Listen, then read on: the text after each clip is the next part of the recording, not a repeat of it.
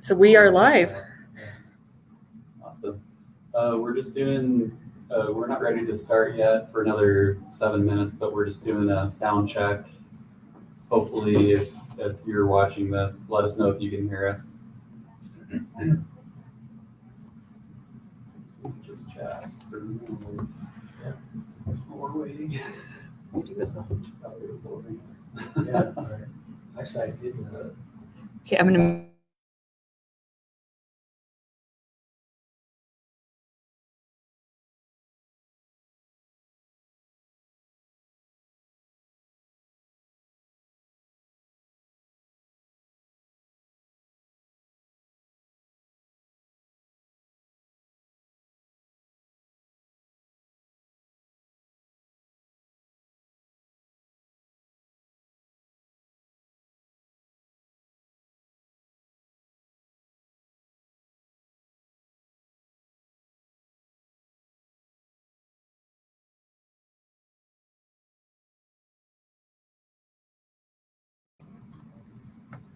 All right, we're just testing the sound. Hopefully, the sound's okay. Can you hear us okay?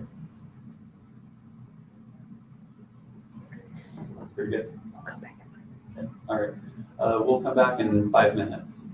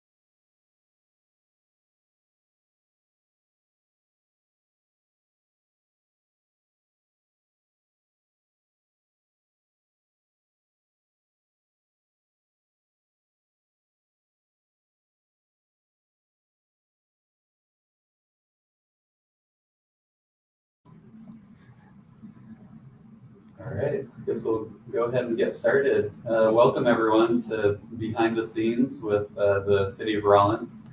I'm Sean Metcalf, the City Manager for the City of Rollins, and this is Jason Sehan. He's our Parks and Rec Director.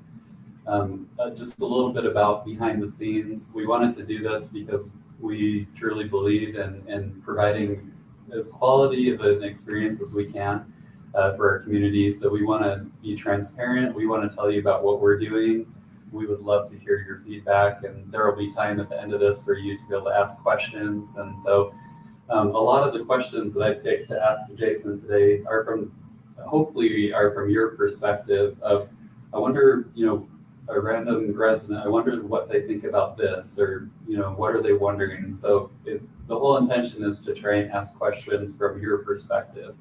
So we hope that you really like this. We hope that this is helpful, informative. And with that, I'll just tell you a little bit about myself, and then we'll do an introduction of Jason.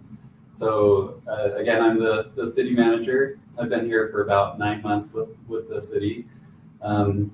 My background, I've worked for 4 different locations or city governments. I started off in Utah, in Eagle Mountain City, and I did special events. And then I went on to Pleasant Grove City and had some experience there where I worked for the community development director, the city manager, and then also the economic development director. So I had some really good experience that way. And then I moved on to the city of San Antonio.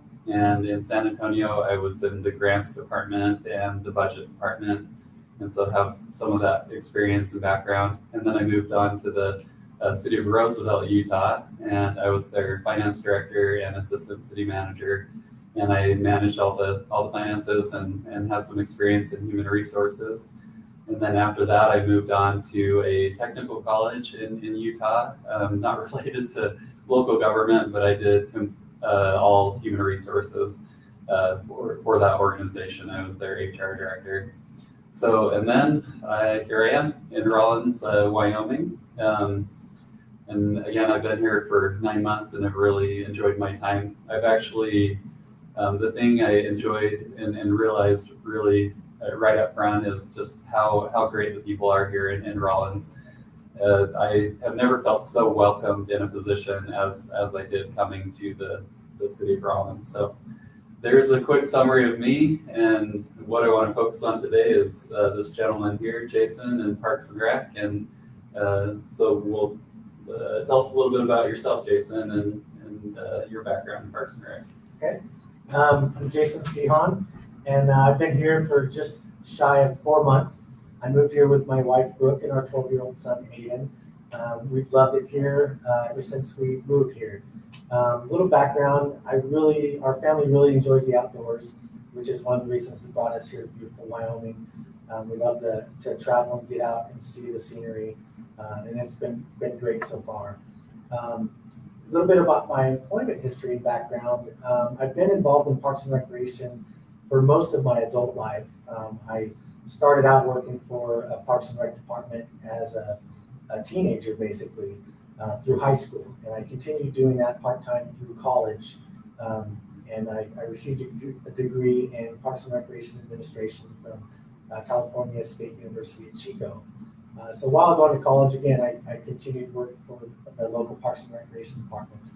And then my first real job out of college was a recreation supervisor, and I ran the aquatics, youth sports, adult sports, and special events.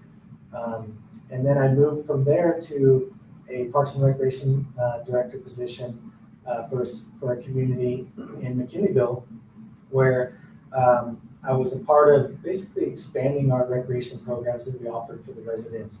So it was a really fun process. I also oversaw the Parks Department, and we were able to make some great improvements. We built a great sports complex and collegiate-sized soccer fields. And one of the last things that we were able to do, which I'm very proud of, is we gained funding from local residents and property owners to fund a teen and community center. And that was just a great process, working with the teens and the youth in the area, working with the adults to design and construct this beautiful facility that the teams can enjoy. So they have a safe place to go after school. So that was a really fun project.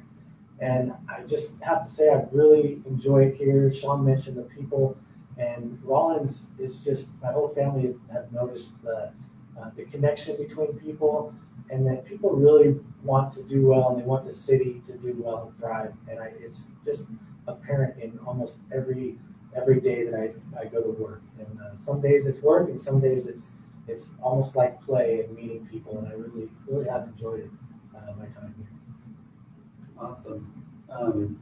I should also mention, I forgot to say this because it's pertinent to our conversation today, but I have a bachelor's in Parks and Rec, which is something that we share in common there. I have an appreciation for what you do. So let's get started with our first question here. So can you, for someone who isn't super familiar with Parks and Rec, can you tell them about your different divisions and kind of what they do? Sure. So we have basically 3 divisions. We have a recreation division, where basically a lot of what we do is offered outside of the recreation center on Harshman Street. So we have a beautiful facility. We have racquetball courts, basketball courts, full fitness areas. We have a weight room, which actually in the coming months, we are going to replace that weight room with state-of-the-art weight equipment. We're very excited about that.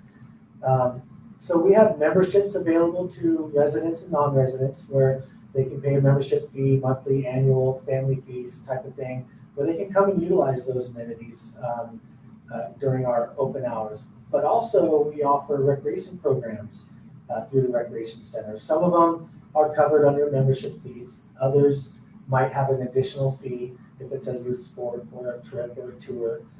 But I do want to point out that our staff is really working diligently to work with the community to identify additional recreation opportunities that we can offer for residents in Rollins. We really feel like we can do more. We really want to do more, but we want to listen. We don't want to try to offer things that aren't welcome to residents. We want to listen to what they want, and then we're going to do our best to try to expand what we do to offer, both outside of the recreation center or from the recreation center, but also outside. Like, we want to do trips and tours, and we want to do float trips down the river.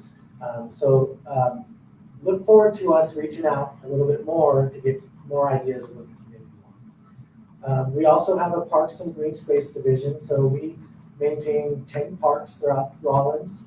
We also maintain sports fields, so the sports complex across from the recreation center. We also have the VFW ball fields that we maintain. We also maintain the cemetery.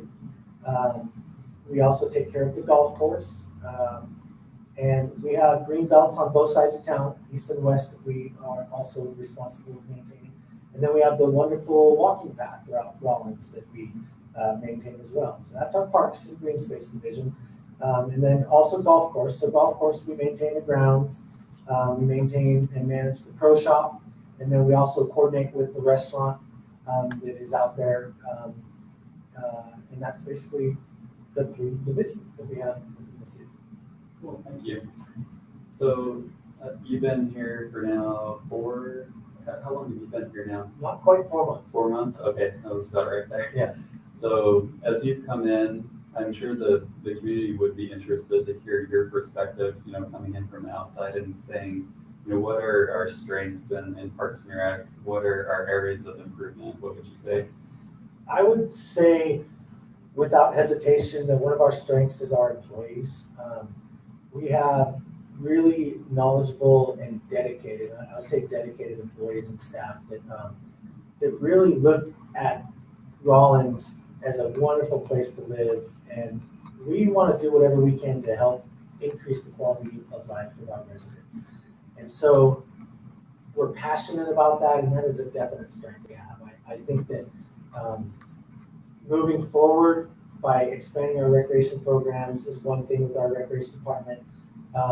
We want to see new classes. We want to reach out to residents who might have certain skills like fly tying or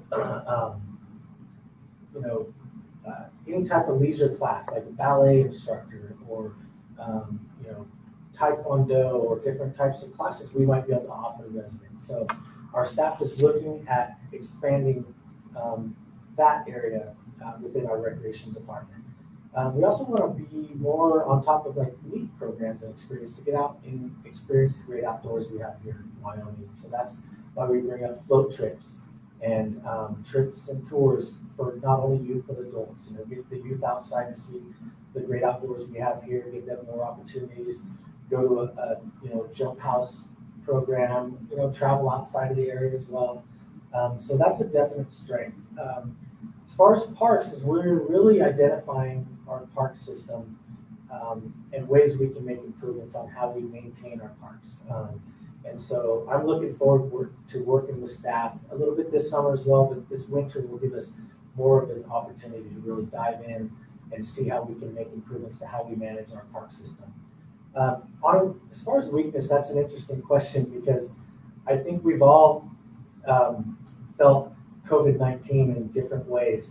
And I really look at that as somewhat of a weakness because here we are sort of coming out of COVID.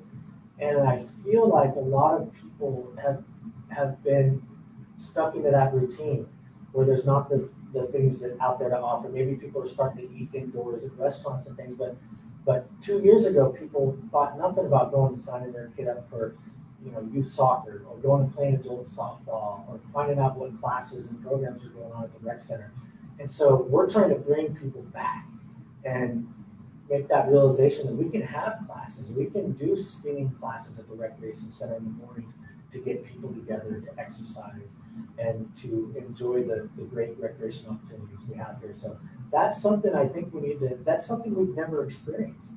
And so we're all learning at the same time. How can we put that in the past and move forward saying, hey, we're back, our rec center's back, we're ready to provide much more for this community, and let's get outside and let's play. That's what we're here for. So I think that would cover pretty much the weeks.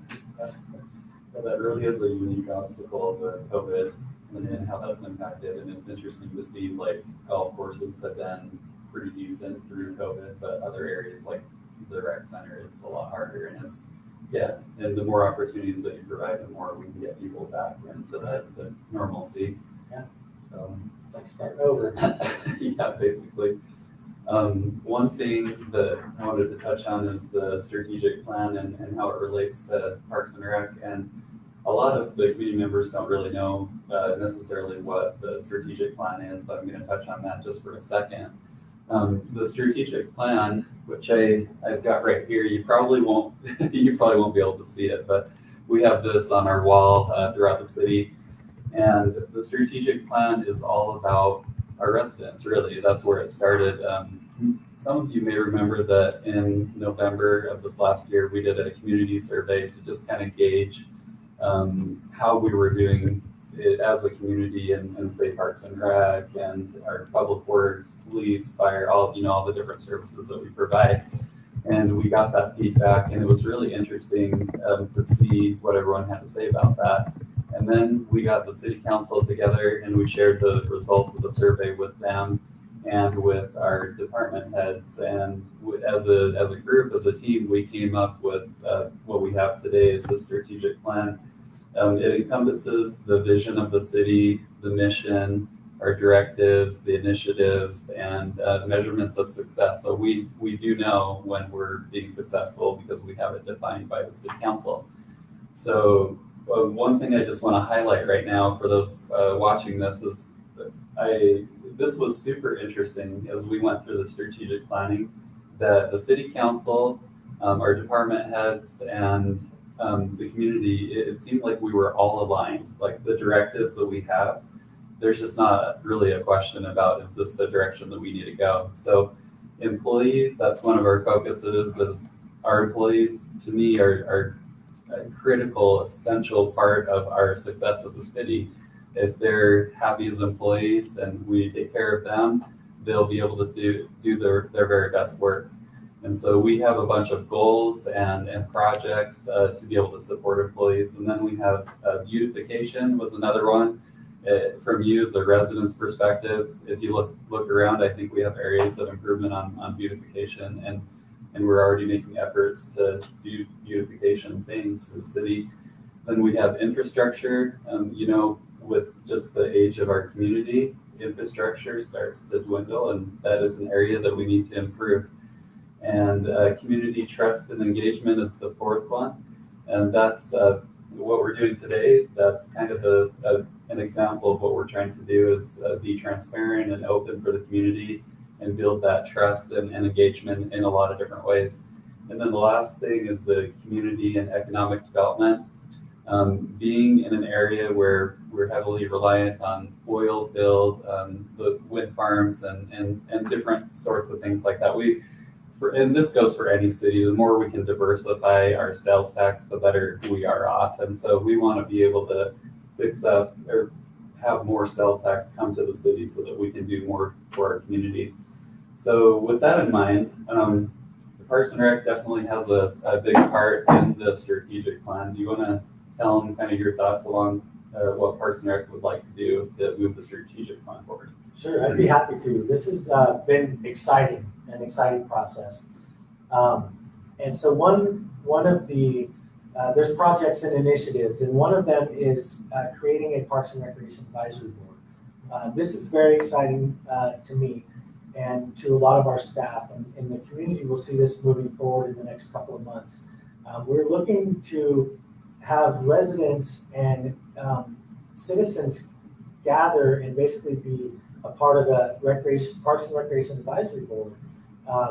They will be appointed by the city council, and the board would meet once a month. And the basic idea is to give it's sort of like the transparency that you mentioned. It gives residents another avenue to give us feedback and help us not only with what kinds of recreation opportunities you want to see, but what type of park improvements would you like to see? And then anytime we're doing any improvements or anything, these ideas will be on an agenda that will be placed on an agenda for this advisory board, and it will be discussed. And then each time they will be reported back to city council. So the other way to look at it is if we are looking at doing, say, a new parks project, we would gather input from the community. We would discuss it at this advisory board level. And at some point, we might ask the advisory board to vote and make a recommendation to city council. So that way, what I like is that it's not myself or city staff alone that's coming to the council saying, hey, we or I would like to do this. I could present it in a different way, say, we've discussed it with community members, and the Parks and Recreation Advisory Board voted unanimously to make this recommendation to the city council. And so it's another way to give the community more of a voice, I feel, when it comes to developing and improving in our Parks and Recreation department. So I'm excited about that. The community That's a great one. will hear more coming up.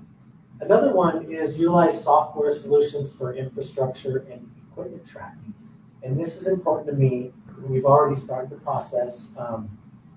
One of the things is we want to do work order tracking with a software solution, and basically it's a better way for us to identify projects and items that need to be done within our park system, and then give those tasks out to our parks crew, and then log the hours, so log the time, log the equipment, log whatever it takes to fix that situation, and then we can track it. And a simple way to look at it is, let's take a lawnmower, and let's say this particular lawnmower, it seems like we've replaced that, fuel filter in this mower a bunch of times. Well, by having this software solution, we can go back and say, wow, you're right, we've replaced that 4 times in the last 2 years. Maybe it's looking at replacing that equipment. It's just a much better way, other than a bunch of papers and paperwork filed in binders. It's going to be right there for us to track. So we're excited about that.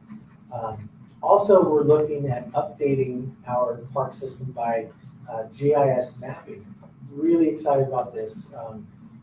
Moving forward in a year or two, we're going to be able to identify all of our shutoff valves, basically identify all of our irrigation systems in all our parks. So that if we do have a leak or need to make a repair, we don't have to go around trying to find where that shutoff is. We can go to that GIS mapping and identify right away where it is. And that's part of Also cross-training, and it helps future employers or employees, who may not be here now, but in 5 years from now, I don't know where that shut-off valve is. That employee's not here anymore. They moved on to, it's right here in this GIS mapping system. And I'll point out that our Public Works and our Community Development Department has done a great job bringing us up to speed on that the last few years for our water and wastewater and all those systems. So we're excited that we can learn a little bit from them and now bring parks into that. So that's bigger than I think people might think, but we're very excited about that. And saves a ton of time for your staff Absolutely. and resources, really. Yes, it does. Another one is create a mass distributed newsletter and recreation activity guide.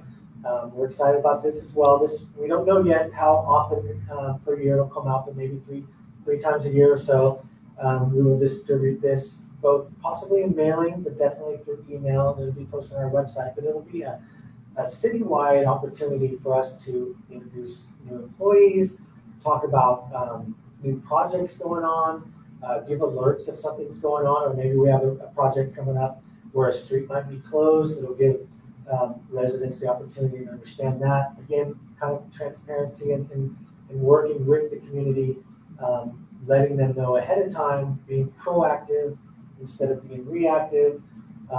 Also, I'm very excited. This will also be an opportunity for us to highlight recreation activities and programs that we are offering coming up. So it'll give family time to plan ahead. So we might plan 3 months ahead of time to let people know, hey, by the way, this coming May, youth soccer starts. So they go, okay, well, we have ballet going here and we have this, because we know how families are busy and a lot of us are very active. So they'll give us an opportunity to share with the community what's going on in the future so that they can plan ahead. So that's very exciting as well.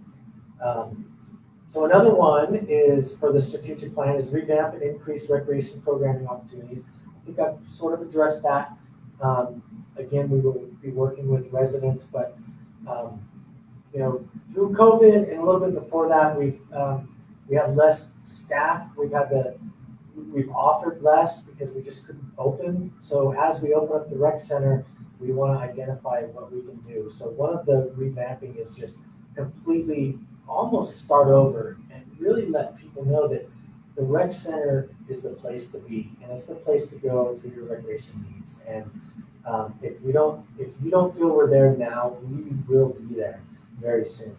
That is one of our big goals, to make it kind of a one-stop shop for all your local recreation needs.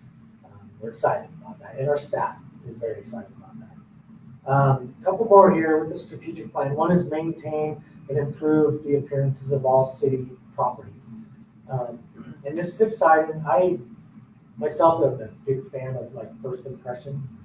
And so one of my goals when I started here was I wanted to take advantage of me being new to the area and fresh eyeballs. And so when I walked into our parks and in our facilities and did inspections, I basically treated it like I'm a new person here, and this is the first time in the park, which was true, but I tried to hang on to that as much as I could. And it gave us some ideas, sharing with staff some ideas as well, ways to make some minor improvements that are cost effective, that'll make the parks look nice, and some more that might have to be planned out more in the future and try to secure funding to do that. But I think first impressions of parks, beautification across the board is right up in front of us right now, and just making aesthetic improvements to all of our parks and facilities. And some you'll notice soon and right away. Some is going to take some time and resources and funding, but it's right there with us right now. So that's exciting. And that's another great thing about the strategic plan is it's something that we visit every day, and it's something that we follow every day. So it's not something that goes away. It stays with us, and it keeps our staff aware of what we're working on. And I think Sean kind of mentioned this. The other thing I really enjoy about the strategic plan is it connects everybody. It connects our council members with staff, with the community. It's a fantastic thing. It really is. So on that, the last one I have is work on parks and recreation plans. We do have a plan. It's very dated, And so we are working on this. This will be a lengthy process. This will also be something that the Parks and Recreation Advisory Board will be a part of working on. And our idea for having a Parks and Recreation Master Plan is sort of to map out the future. So map out 5, 10, 20 years. At a community this size, how many volleyball courts should we have? How many outdoor basketball courts do we have? And then as our community grows, how should we make that connection? And so that's part of the plan. The other plan is identifying each park and each facility and what improvements can we make and what's our timeline and what is the funding requests and things like that. What's the priority?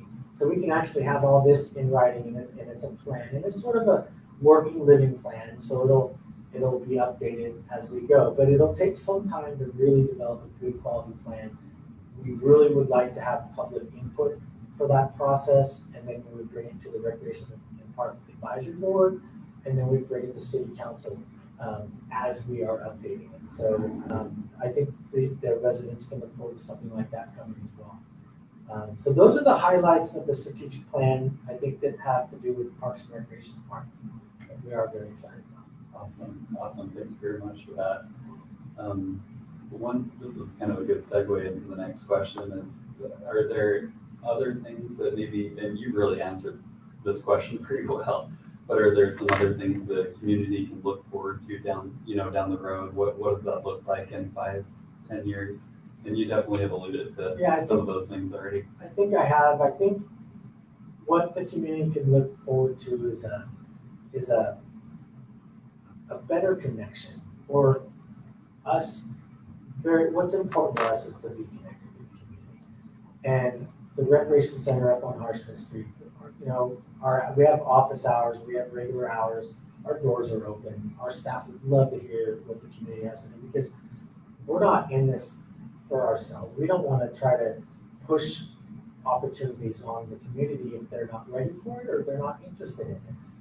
This is a different climate in a different area that I'm used to. So things that our family might have been interested in where I came from may not be something that people here are interested in, but maybe it is, and maybe it's something that could be introduced. So I think other than what I've talked about as far as expanding what we're doing, I think making that connection is really important to us. And I think the community can really look forward to that happening as well. That's awesome. I love how you just want to hear what they have to say. I hear this from you all the time. Having this committee where you can listen to their ideas, and that's going to be awesome. I think everyone's going to appreciate that a lot. So, yeah, absolutely. We're getting close on our questions that we've prepared. This next one is, government entities are a lot more complex than I think people realize sometimes. And when you start working in it, you realize, wow, there is a ton that goes on. Are there areas in Parks and Rec that you've seen in the past where people were a little bit confused about why certain things happen, that you might be able to share with them, that perspective? There are some in the past, and there's some here in Rollins as well. One thing that I've noticed in my career as a recreation professional is that not all recreation programs and opportunities are actually taken care of by the city Parks and Rec department. There are other organizations. There's 4-H programs. There's Little League. There's youth soccer groups. So maybe the city offers its own youth soccer league for camp, but then there's also maybe a different youth soccer league in the area. So that's one thing I've noticed. One thing I've noticed in Rollins is we do get calls, and maybe not everybody may understand like who maintains the trees and where the trees are. And I see that, and it makes sense that people would wonder. This tree is in a park, this one's on the sidewalk outside of the park, or this tree is in a neighborhood, so who maintains what? And sometimes that can be tricky, it really can, but a call to us, we can answer those questions. So the city does maintain the trees in our park system and our facilities in the city hall, fire department, police department, things like that. We generally don't maintain the trees in neighborhoods and on properties, but there's some neighborhood type parks that we do. Another question is trees that might be growing on a park property, but hanging out over a residence property. So if you have questions about that or issues with that, certainly call us.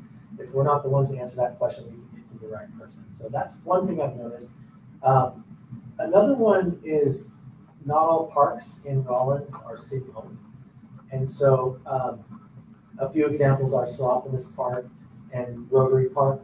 Rotary Park is right outside of the Bongars area.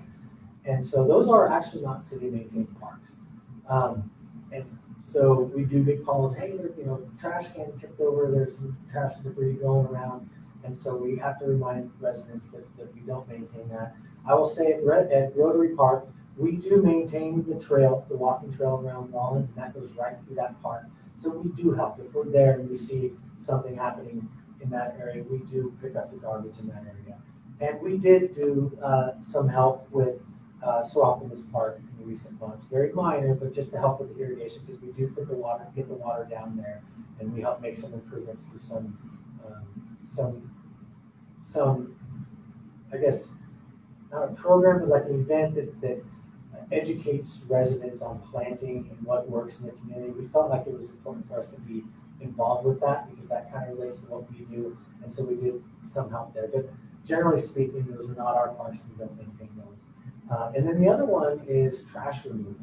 We get the high winds here, trash migrates, and so we do not, do trash removal in neighborhoods, generally speaking. We do it at our parks. I think that's why you see what we had a few weekends ago, the community cleanup, which I was so impressed. I've been involved with those in other communities, but to show up there that Saturday and see how many people were really willing to come out on their Saturday morning and help clean up Rollins, and that's really what it was. And to see that dumpster fill up, that was awesome. I was really impressed. So we do maintain the trash in our parks and in our facilities, but we don't generally throughout town in our neighborhoods. So I think covers that question there. Awesome. Awesome. Thank you. So right now, I think we're gonna turn the time over to if there's any questions from the residents, and I guess before we do that, I just want to thank Jason for taking the time to share Parks and Rec, and I think the community is really lucky to have you because you care so much about them. I'm happy to be here. Yeah, I feel like I'm the lucky one. I really do. that's awesome. Okay. So we do have a couple of questions that have come in from the public. So the first question is for Jason. Is music in the park going to be shorter every year or just this year? So my understanding and my goal, and I shouldn't say our goal, I think not only as the Parks and Recreation Department, but as a community that we've heard feedback, is it's not going to get shorter. And I think the reason it's shorter this year is because of COVID, and we didn't have it last year, and we want to start to bring it back. So we have, I believe, 5 days this year, and we really hope to expand that next year. We want to get back to where we were because the feedback I've received is this is a wonderful program and wonderful event in a beautiful park, and it just reaches so many of our residents, and not only our residents, but people outside of the area.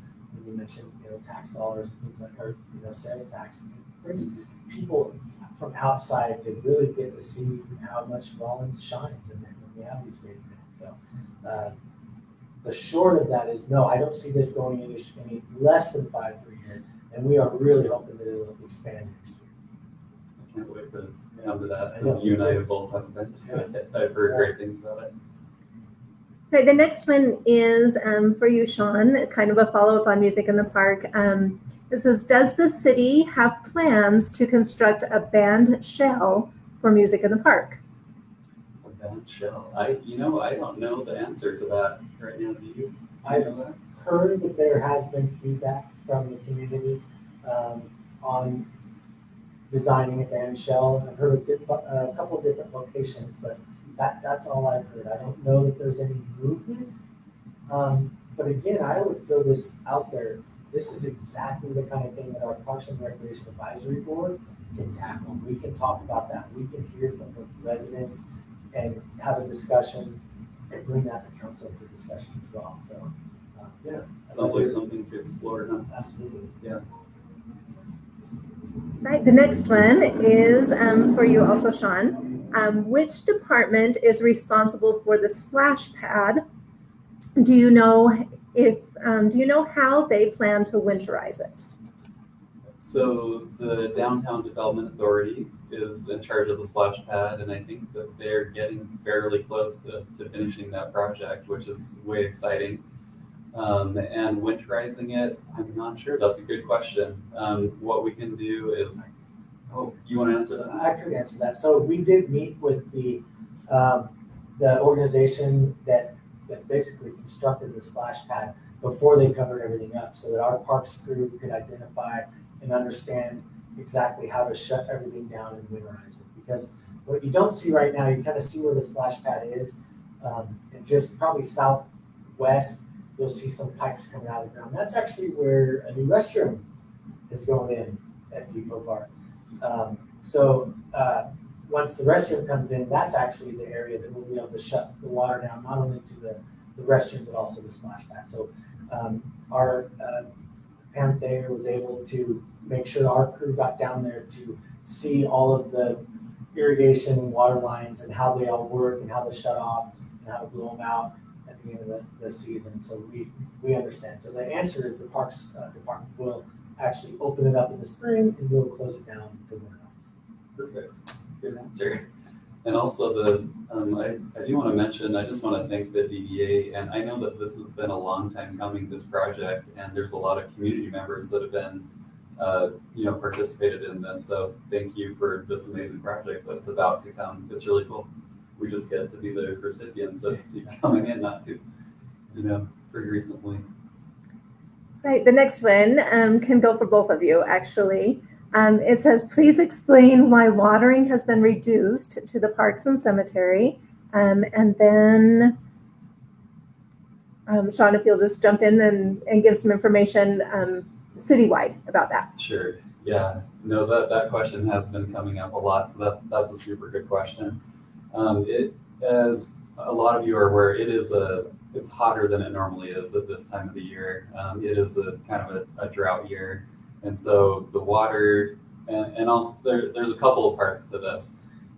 Where we get the water south of town, we currently have wood stave pipeline, and it's not in the best condition. And so we're slowly losing the water capacity that we get from that. And so that's a contributor to why we need to pull back on parks and other things. And another thing is because it's so dry, we're actually having to pull from the reservoirs rather than just from our springs. And so several people I've noticed have realized that the water, it looks a little bit different in the quality, but it's perfectly safe to drink. There's no problems at all with that, but we are having to pull additional water from different sources. And most important for the community is that we don't want to impact you as community members. We don't want you to have to pull back in your watering and different things. And so naturally we'll control what we can control with the parks and kind of slow those down.